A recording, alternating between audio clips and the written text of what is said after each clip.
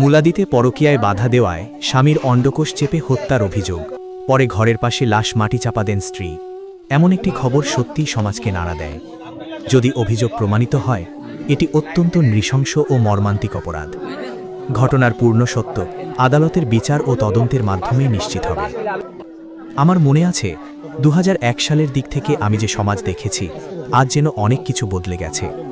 তখন পরিবারের মধ্যে লজ্জা, শরম, পারস্পরিক সম্মান ও সামাজিক মূল্যবোধকে অনেক বেশি গুরুত্ব দেওয়া হতো। আমার দাদি নানিদের প্রজন্মের অনেক নারী বড়দের সামনে চলাফেরা বা কথা বলায়ও সংযম বজায় রাখতেন। আর আজকের সমাজে অনেক ক্ষেত্রেই সেই মূল্যবোধের পরিবর্তন চোখে পড়ে। আজ আমরা এমন অনেক ঘটনার খবর দেখি যেখানে পরকীয়ার অভিযোগকে কেন্দ্র করে সংসার ভেঙে যাচ্ছে, স্বামী স্ত্রীর মধ্যে অবিশ্বাস বাড়ছে, এমনকি হত্যার মতো ভয়াবহ ঘটনাও ঘটছে। তবে এটাও মনে রাখা জরুরি, সব নারী বা সব পুরুষ এমন নন। একটি অপরাধের দায় পুরো কোনো লিঙ্গ বা সমাজের ওপর চাপানো ঠিক নয়।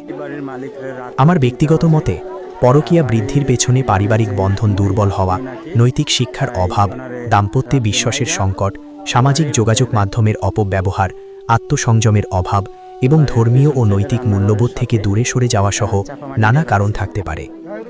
এসব বিষয় মানুষের মত ভিন্ন হতে পারে। যে কারণই থাকুক, কোনো সমস্যার সমাধান কখনোই হত্যা বা সহিংসতা হতে পারে না।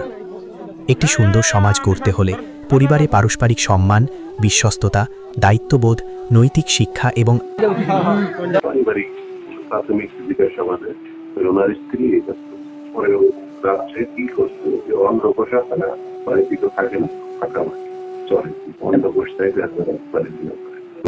পরে যে এখন কি করবে, পরে যে বাসার পাশেই মাটি খুঁজে দেবে কি করে রাখছে।